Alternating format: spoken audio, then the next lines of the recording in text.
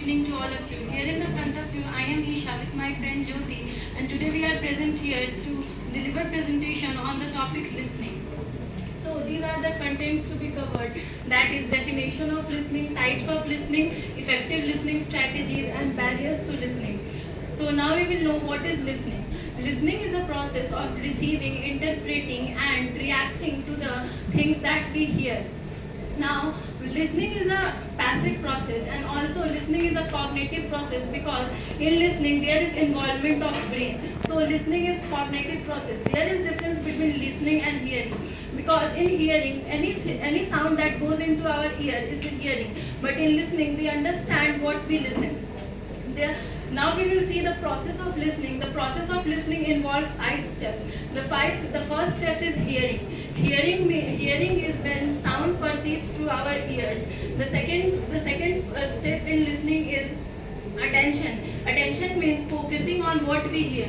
The third one is understanding, means we retain what we hear and pay attention to it. The fourth one is retention. Retention means noting the key points of what we hear. And the last step is responding. Responding means we react in the appropriate way that what we have heard. Now we will see the different types of listening. Here I have discussed some of the types of listening. That is, the first one is discriminative listening. Discriminative listening is a type of listening where the listener focus on the tone, pitch, voice, facial expressions, and body language of the speaker rather than the words. The best example of discriminative listening can be when a child is born. He is not able to understand the words, but when he sees the person reacting in front of him by his facial expression and the body languages. The second one is informational listening. Informational listening is a type of listening where the main goal of the listener is to retain information from the conversation, like we attend the workshops or lectures. The third one is critical listening. Critical listening is a type of active listening. In critical listening, we understand, we form our own opinion by analyzing what we have heard. And the best example of critical listening can be we hear when an election is held and the leaders give speech. We hear the speech, but we form our own opinion on them. The next one is empathetic listening. Empathetic listening is a type of listening when we try to understand the feeling of the speaker, so that when we understand the feeling of the speaker have a space and he or she is able to express his or her point of view without any hesitation.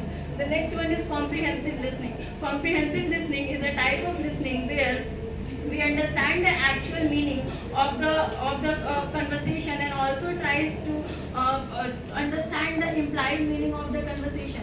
This type of listening involves complete involvement of the listener.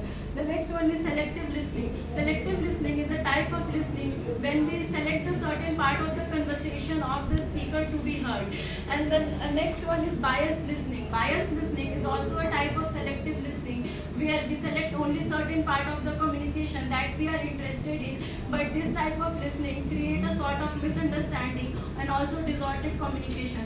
Further, the strategies of listening and the barriers will be explained by Jyoti.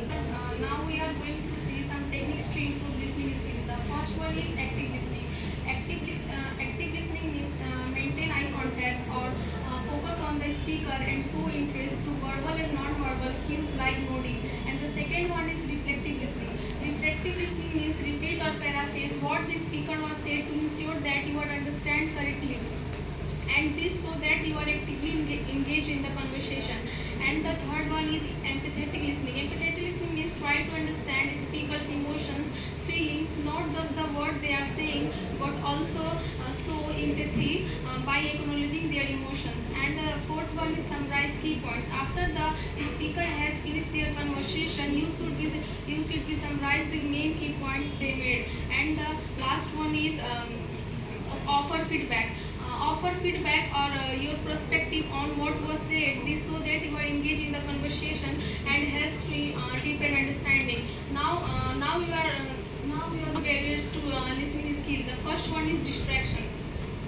External distraction like noise, visual disturbance, or internal distractions such as personal thoughts that can prevent from concentrating on what the speaker is saying. The second one is lack of empathy. Failing to empathize with the speaker's feeling and emotions.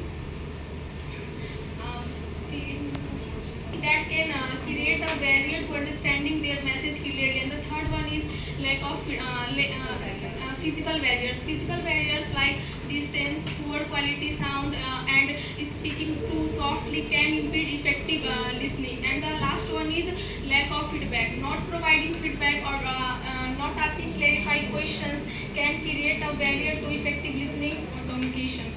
Thank you.